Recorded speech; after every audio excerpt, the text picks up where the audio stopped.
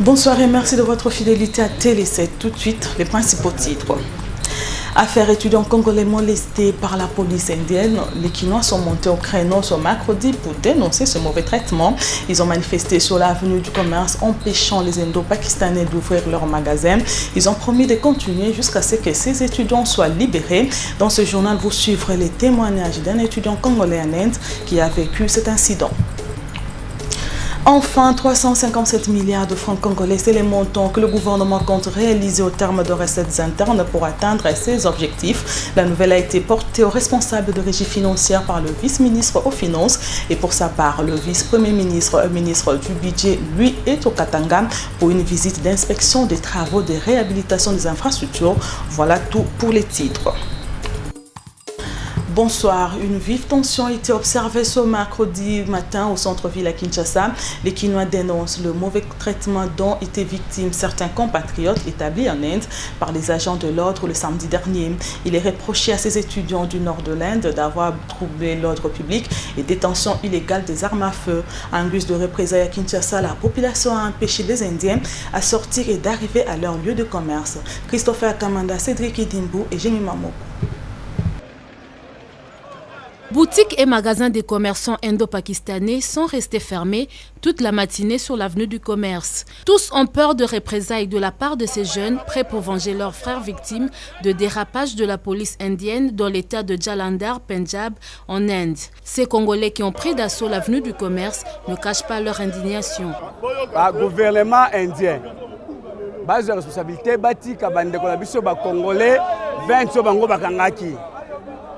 Bazonga ba continuer kotanga soki bango batiki bango te au cas contraire biso ba congolais biso pe to ko revendiquer pour bango ba indien pour nini kaka congolais na Angola congolais mutu mabe olemi cette partie bango bali na bati biso moko yo bakanga bango te na eni kuna bango bango so batike to yeba bango na moko.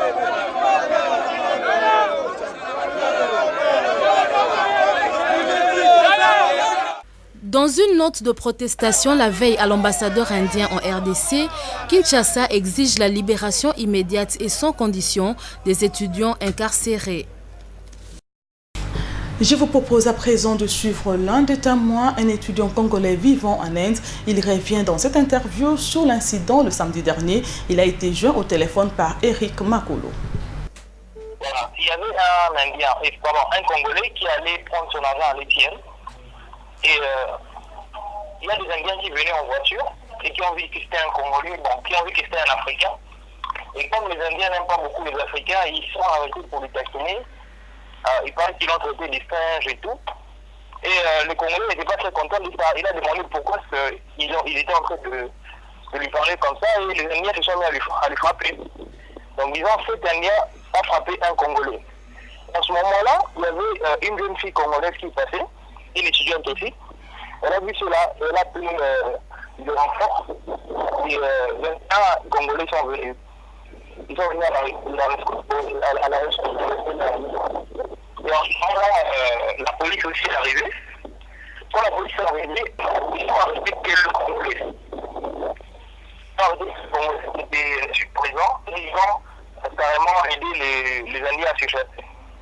Ils ont retourné la situation contre les Congolais, disant que ce sont les Congolais qui ont frappé les Indiens et tout. Ils ont dit que les Congolais ont frappé les policiers aussi. En fait, ils ont accusé les Congolais d'avoir fait beaucoup de faits qu'ils n'ont pas accomplis. Après ça, ils ont amené les Congolais dans leur commissariat. Et là-bas, les Congolais ont été frappés, menacés et tout. Et il y a même un Congolais qui avait perdu connaissance en ce moment-là. L'ambiance à Punjab hier n'était pas très bonne parce que les Indiens n'étaient pas contents, les Indiens menaçaient les Congolais encore dans les parages. Donc tout le monde tous les Congolais étaient cachés dans la maison et certains étaient sortis pour protester pour qu'on libère les Congolais emprisonnés. Mais selon les dernières informations que j'ai reçues de mes amis de là-bas, ils disent que comme l'ambassadeur du Congo est sur place, ils disent que les Congolais seront libérés demain. Bon, ça, ce sont les informations que j'ai reçues de mes amis. les autres amis africains, ils ont peut-être manifesté, mais ils n'ont pas réagi. Ça dépend du soutien, je ne comprends pas très bien le soutien. Ils ont manifesté, mais ils n'étaient pas contents de ça, bien sûr, parce que c'était un acte de racisme. On vit généralement en bon terme parce que nous sommes dans la même classe avec eux, on vit bien, on mange bien avec eux parfois, mais vu que nous sommes pays étrangers et que les Indiens ils sont polythéistes, ils nous voient un peu différemment. Parfois, pendant la nuit, il y a eu 2 ou 3 cas d'agression. Comme dernièrement, l'année passée, à Punjab, dans la même ville, il paraît qu'un Burundais s'était fait agresser, s'était fait tabasser par les Indiens. Il y a eu quelques actes de racisme aussi, mais dans le collège, à l'université, en tout cas, c'est un climat calme, mais de temps en temps, il y a des Indiens, 2 ou 3 Indiens qui débordent qui ne traitent pas facilement en leur langue en English, j'ai oublié comment on dit ça. Cette situation n'a pas laissé indifférent le président de l'ONG Monde Francophone Association. Il s'agit d'une bagarre due à l'incompréhension entre étudiants de 2 communautés. Il précise tout de même que les Congolais sont outillés sur les lois indiennes avant d'effectuer ces déplacements. Il est au micro d'Eric Ngamba et Cédric Kidimbo. La première mesure qu'on prend est que nous faisons tout que nos étudiants soient régulés en Inde. C'est-à-dire nous compilons le dossier, nous envoyons à l'ambassade de l'Inde, l'ambassade donne l'aval. Et l'étudiant arrive en Inde. Et l'étudiant a comme objectif principal des études. Ça c'est bien, malgré qu'il peut y avoir des mesures. Ici, au niveau de Kinshasa, on organise des conseils pour dire, voilà étudiants, quand vous partez là-bas, voilà comment vous comportez. Mais cela ne peut pas exclure la solidarité. Quand un étudiant se sent en danger, devant 4, 15, 20 Indiens devant lui, en train de lui donner des débats, des cliquettes, en train de lui frapper, vous croyez que les étudiants doivent rester indifférents? Non. La réaction des étudiants était normale. Ils doivent porter secours à l'étudiant qui était en danger. Mais le problème est que la réaction de la police indienne, qui est devenue, et puis qui est venue, qui a arrêté uniquement le noir. Et il y a beaucoup de versions. Voilà, ils ont violé les noirs. Parmi les Africains qui sont en Inde, ceux qui sont bien réputés sont les Congolais. Et ce communiqué, nous sommes extrêmement préoccupés par la situation que vivent nos compatriotes congolais en Inde. En effet, le samedi 15 juin 2013, 20 de nos frères étudiants ont été fortement tabassés par les Indiens, arrêtés brutalement dans la foulée, sans respect des droits humains par la police et jetés dans les cellules où ils ont été torturés jusqu'à frôler la mort sans aucune assistance. Pour ce faire toute affaire cessante, nous, la jeunesse congolaise, réunis au sein du programme Jeunesse et Démocratie de la nouvelle société civile congolaise, faisons la mise au point suivante. À la jeunesse congolaise, décrétant une mobilisation générale pour soutenir nos compatriotes en danger en Inde, touche pas à mon frère. Au gouvernement congolais, soutenons la fermeté avec laquelle le gouvernement a pris position et l'encourageons d'aller jusqu'au bout de sa démarche. Au gouvernement indien, exigeons la libération immédiate et sans condition de nos frères étudiants arrêtés et leur prise en charge sanitaire et une enquête judiciaire afin d'établir la vérité. Le déploiement progressif de la brigade d'intervention de la MONUSCO se fait déjà à Goma. La situation sécuritaire au Katanga demeure volatile et imprévisible à cause de la résurgence et les accrochages entre le FARDC et les Mai Mai Bakata Katanga. Tous ces sujets ont été évoqués au cours de la vidéoconférence, de ce mercredi en son quartier général à Gombe, Marie Amboya et Evelyne Chibola.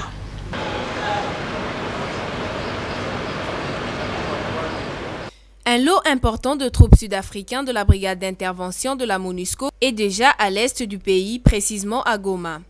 Ces troupes qui s'ajoutent aux Tanzaniens vont pour un début chercher à se familiariser avec le terrain et interdire toute activité de groupes armés dans ces coins de la République démocratique du Congo.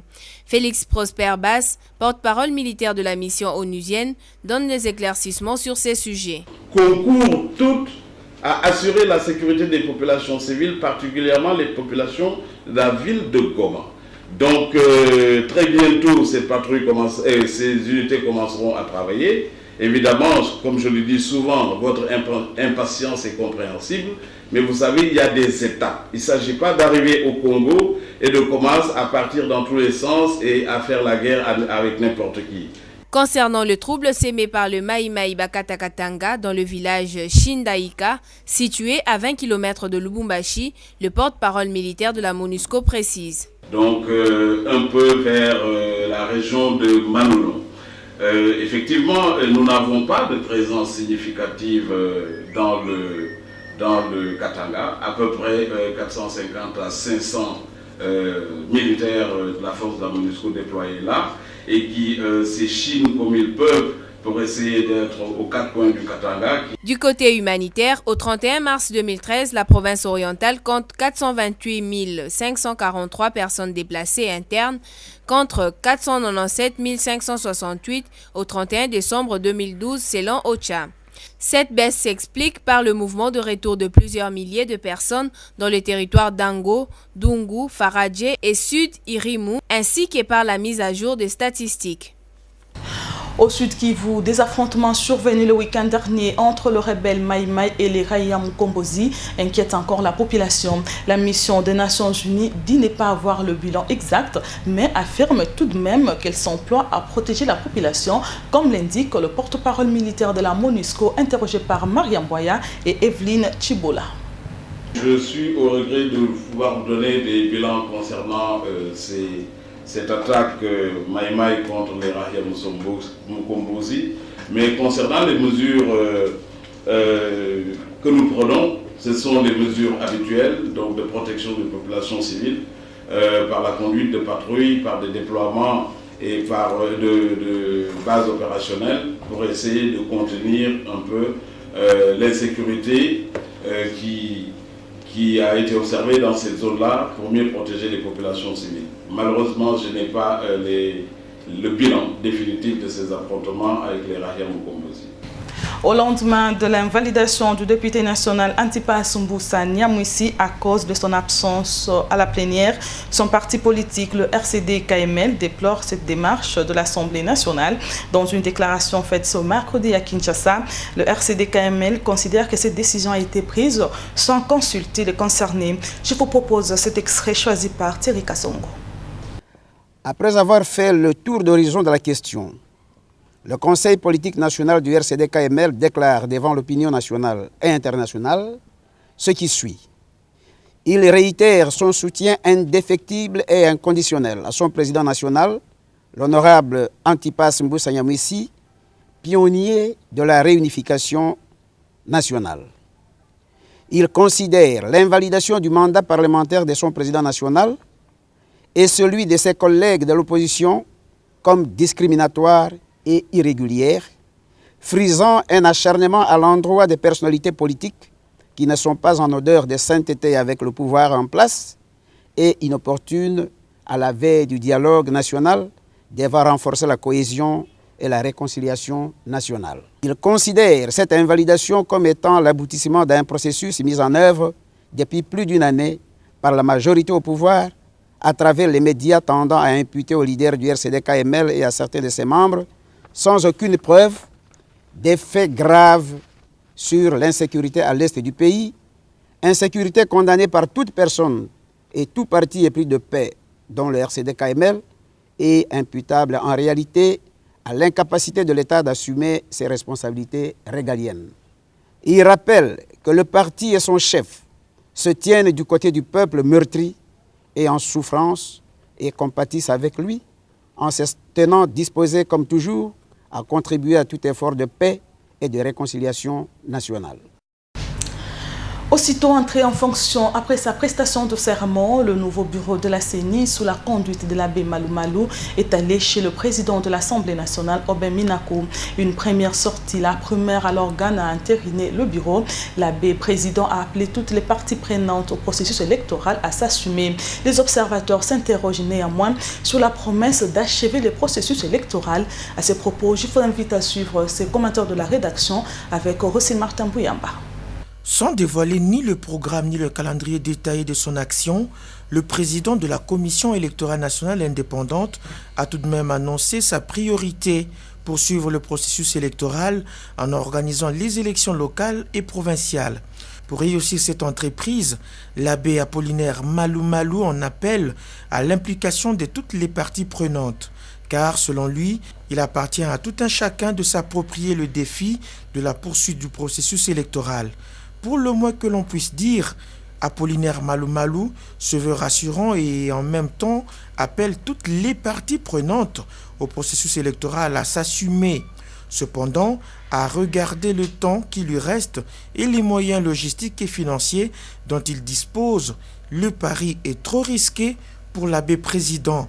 Surtout qu'en 2006, il n'avait jamais tenu cette même promesse jusqu'à la fin du mandat quinquennal prévu par la Constitution. Et les conséquences de cette non-tenue des élections locales, municipales et provinciales se font encore sentir, puisque jusqu'à ce jour, certaines institutions issues des élections de 2006, telles que les assemblées provinciales, le Sénat et les gouverneurs des provinces, continuent de fonctionner faute d'institutions correspondantes pour leur succéder.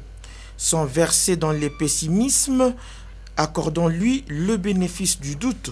Cette manie d'organiser les scrutins sur le modèle d'une pyramide renversée, en commençant par le haut, n'accordera jamais au peuple congolais la chance de se prendre en charge à partir de la base.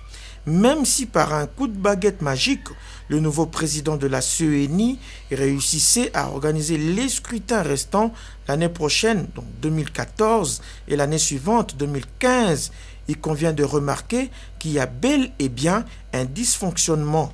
Le désordre est tel qu'il est maintenant difficile de distinguer quelle institution et de quelle législature, si bien que ceux-ci seront élus, si élection il y aura, devront faire 5 ans, c'est-à-dire jusqu'en 2019 pour les uns et 2020 pour les autres, alors que les élections présidentielles et législatives sont prévues en 2016. Organiser les élections, c'est une chose, respecter les règles du jeu électoral en est une autre. Et le président de la CENI a promis de marquer la différence entre la CEI 2006 et la CENI 2013.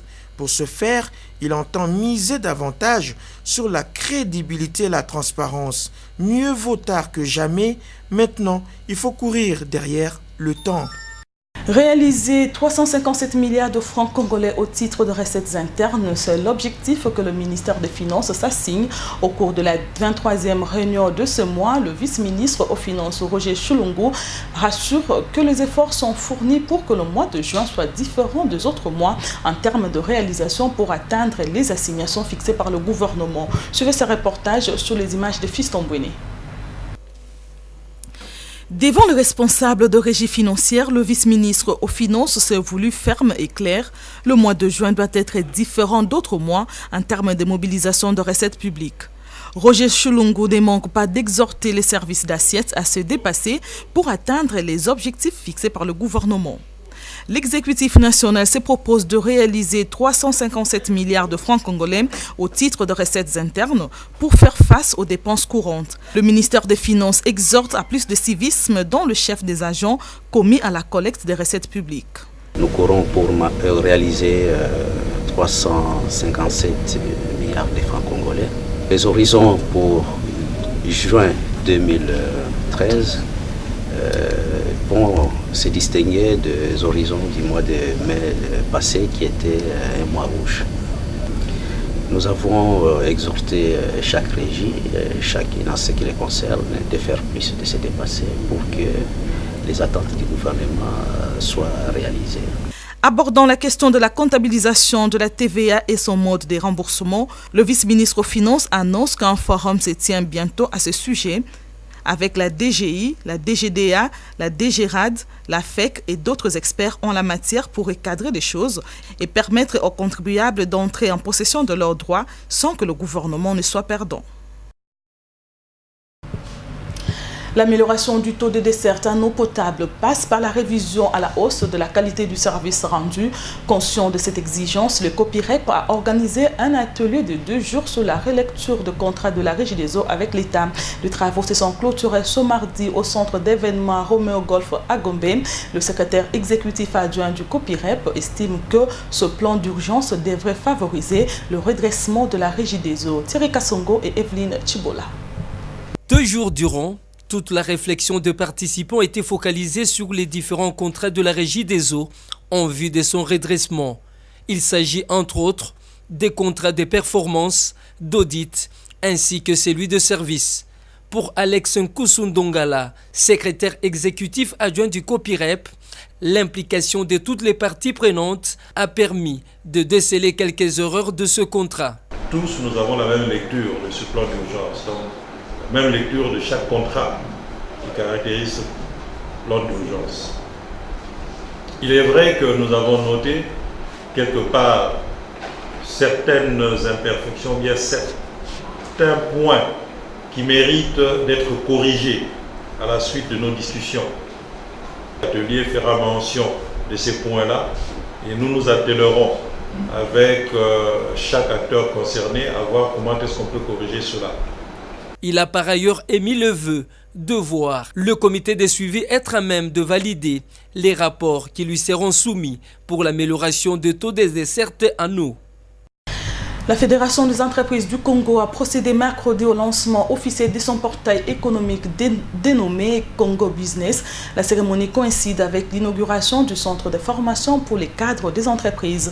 Il s'agit pour les patronats d'améliorer les services et consolider les rôles de régulateurs des activités économiques au Congo. À cette occasion, André Tchabantou, administrateur délégué de la FEC, a exigé le soutien des investisseurs pour l'épanouissement des activités économiques de membres de la FEC. Jemima Mogo et Blancha Kandolo. Ce portail Internet destiné aux investisseurs, chercheurs et acteurs économiques se présente comme une source d'information qui leur offre la possibilité de communiquer en temps réel avec le monde des affaires.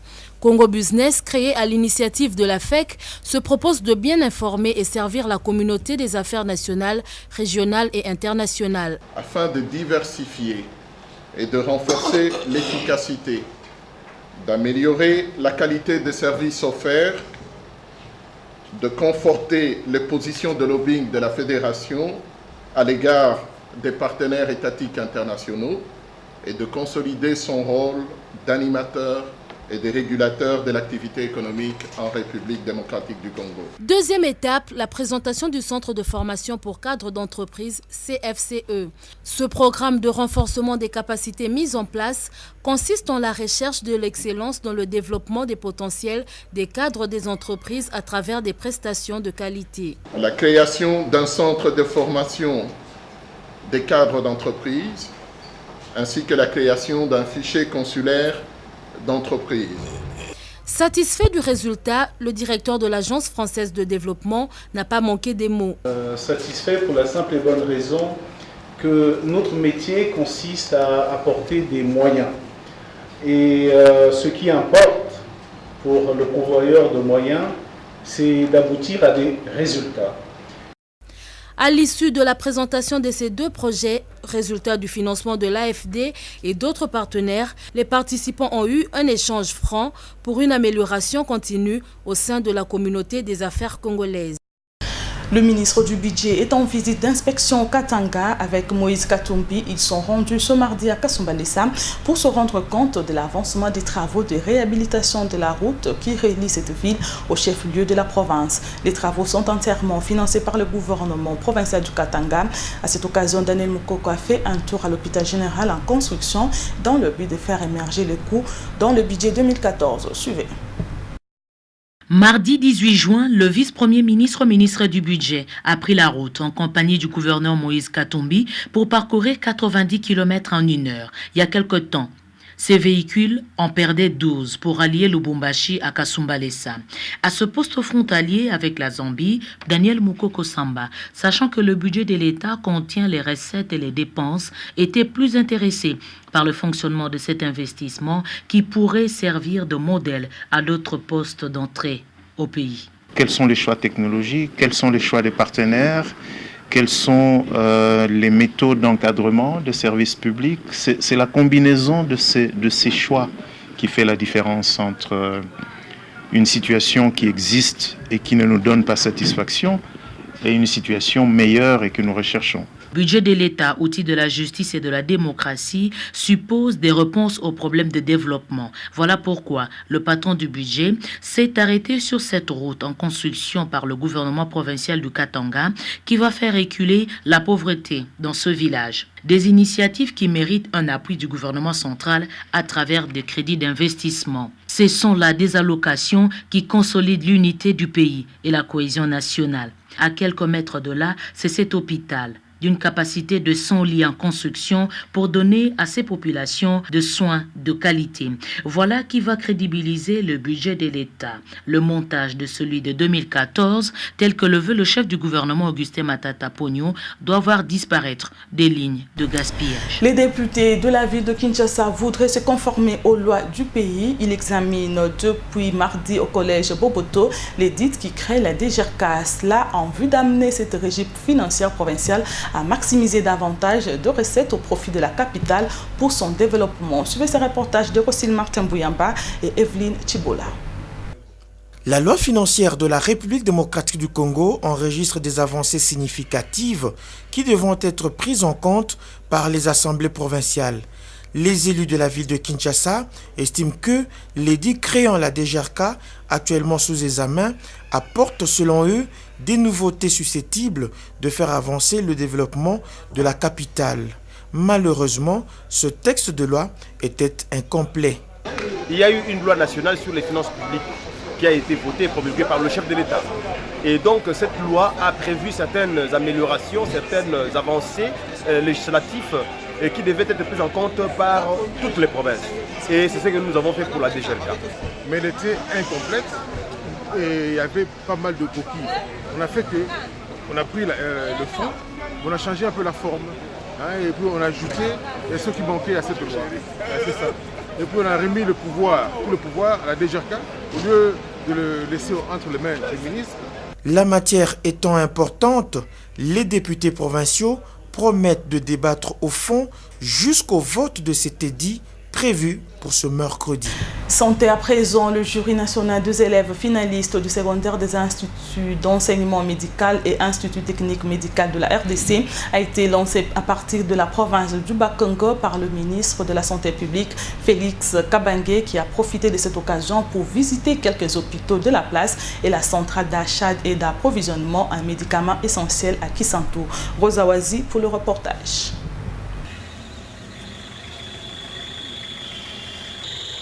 C'est ici, à l'Institut technique médical de Kisantou, que les ministres de la Santé publique donnent le go de cette évaluation du jury national qui s'est déroulée sur l'ensemble du territoire national. Faisant d'une pierre deux coups, Félix Kabange a fait la ronde de quelques services relayants de son secteur. C'est notamment l'hôpital Saint-Luc et la centrale d'achat d'approvisionnement en médical essentiel de Kisantou.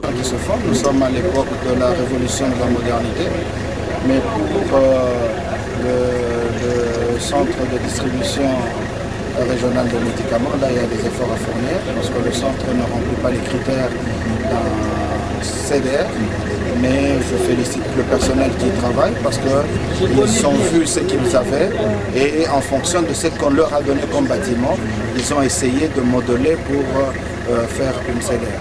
Mais pour le moment, nous devons faire des efforts au niveau aussi bien de la province qu'au niveau du gouvernement national pour voir comment on peut ériger une centrale de distribution régionale de médicaments qui respecte les normes internationales. Une visite surprise au bonheur du médecin général de cet hôpital. Nous sommes satisfaits par sa visite. Il a vu et il a certainement compris quels sont nos problèmes, quelles sont nos difficultés. Il a apprécié le travail que nous sommes en train de faire. Nous pensons que la prochaine fois, avec lui, il viendra nous encourager à continuer ce que nous sommes en train de faire. Cette visite du ministre de la Santé publique démontre l'importance que le gouvernement accorde à ces secteurs vitaux de la vie.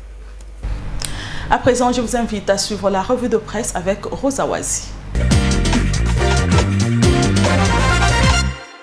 Le journal paru ce mercredi dans la capitale revient encore sur le dossier du nouveau bureau de la Commission électorale nationale indépendante. À quand la remise et reprise au bureau de la CENI, s'interroge l'observateur. Après la désignation de nouveaux membres du bureau de la CENI, suivie dès l'ordonnance présidentielle d'investiture et de la prestation de serment, les regards sont à présent rivés à la remise et reprise. Mais il s'est fait que, à ces jours, il n'y a aucun écho sur cette cérémonie, s'inquiète le journal. La passation de pouvoir devrait en principe intervenir immédiatement après la prestation de serment. La même information est relayée par la Prospérité qui relève que c'est à cause de l'équipe sortant que les choses sont bloquées. Elle réclamerait, selon le confrère, la faramineuse somme de 16 millions de dollars américains au titre des monuments qu'elle devrait gagner pour les 6 ans de son mandat, quand bien même celle-ci était écourtée à 2 ans pour des raisons évidentes. L'avenir, quant à lui, revient sur la rencontre de membres du bureau de la CENI avec ceux du bureau de l'Assemblée nationale. 4 jours seulement après leur prestation des serments devant la Cour suprême de justice, l'abbé Apollinaire Malou et toute son équipe ont été reçus hier à la Chambre basse du Parlement, dont elle est l'émanation. Au menu de leur entretien, le parachèvement du processus électoral de novembre 2011. Je suis et je reste prêtre catholique, a déclaré l'abbé Apollinaire Malou, rapporte les phares, lors de sa première sortie médiatique depuis sa nomination à la tête de cette institution d'appui à la démocratie. Le journal constate que l'abbé Apollinaire Malou fait la sourde oreille aux multiples pressions de son église qui, par les billets de la Senco, du Saint-Siège et de l'évêque de Butembo, s'oppose ouvertement à son retour à la tête de la CENI. Concernant l'insécurité qui prévaut dans les pays, le potentiel rapport des explications de l'Assemblée nationale sur cette affaire. À travers une mise au point faite par le bureau de l'Assemblée nationale, les journaux constatent que qui se sont morvés, ces mouches, c'est le moins que l'on puisse dire, poursuit les confrères au regard de la promptitude avec laquelle l'Assemblée nationale a réagi à l'article paru à la une de son édition numéro 58-51 du vendredi 14 juin 2013. L'Assemblée nationale s'est sentie tellement interpellée qu'elle n'a pas pu attendre le Sénat pour engager une action commune qui impliquerait les 2 chambres du Parlement. Et pour conclure, le palmarès annonce la nouvelle prolongation de l'audience des confirmations des charges à retenir contre Bosco Tangada. Initialement annoncée pour le 26 septembre 2013, elle vient d'être renvoyée au 10 février 2014. Telle est la décision prise le lundi 17 juin par la Chambre préliminaire 2 de la Cour pénale internationale qui, à la même occasion, a indiqué avoir établi un calendrier précis pour la divulgation de preuves et de demandes en annexe. Et c'est la fin de cette revue de presse. Merci Rosa Wazi pour cette revue de presse. La caravane marocaine de partenariat offre de nombreuses opportunités d'affaires pour des entrepreneurs africains. Cette année, cette caravane fera escale à Kinshasa le 26 juin 2013 à partir de 8h au fleuve Congo Hotel. Ouvre de nombreux horizons avec le Maroc en rencontrant plus de 100 entrepreneurs marocains de 9 secteurs d'activité. Inscription et prise de rendez-vous sur www.meafrica2013.com et au numéro 081 072 44 71. Mesdames et messieurs, c'est la fin de cette édition d'information. Merci de nous avoir suivis et bonne suite de programme sur Télé 7, la télé républicaine.